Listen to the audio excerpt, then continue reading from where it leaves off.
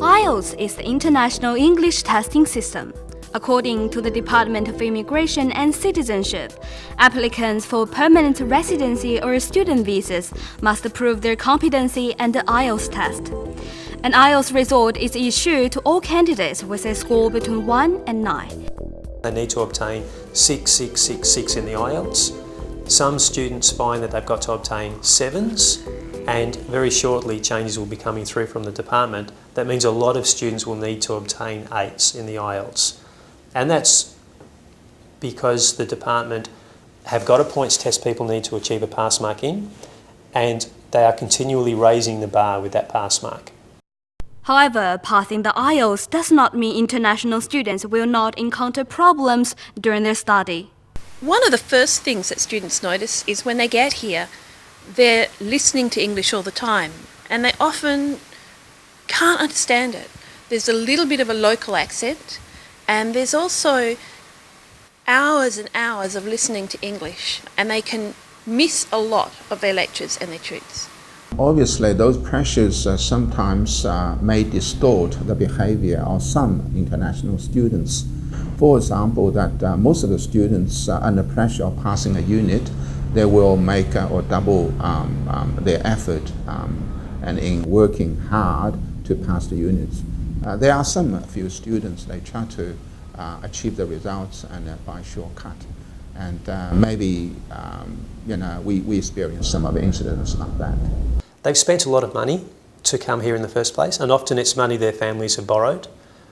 So that already creates a lot of pressure for them to be successful in their course. At the same time, while they're studying, all these immigration rules are changing. The government are not overly sympathetic with that. At the end of the day, they're saying people are coming here to study, to obtain a qualification, and permanent residence is not necessarily a guarantee out of that process. Most students don't see it that way. It's been promoted to them from overseas colleges and overseas education agents that if you complete this course, you'll be able to obtain your permanent residence. Now, it shouldn't have been promoted that way, but that's clearly why a lot of students came here. And so they have an expectation that they will obtain a permanent visa at some stage. They'll be looking at any way that they can stay here. And there are other pathways, but they become more difficult.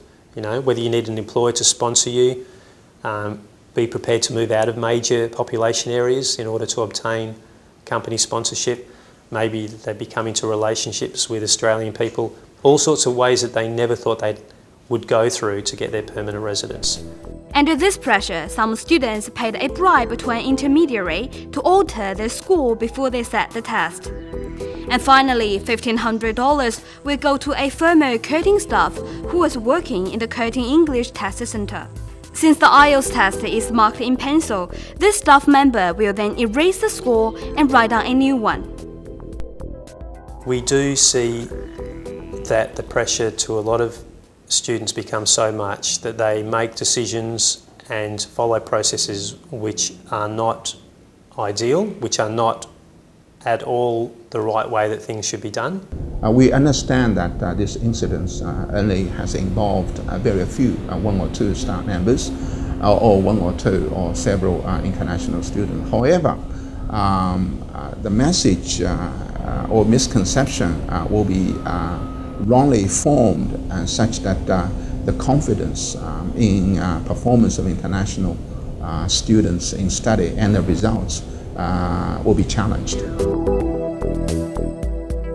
I think taking out the time to connect with other students who are having similar problems, come and see a learning advisor who can tell you how to overcome some of those problems. When you face academic and social difficulties, there's no shortcut.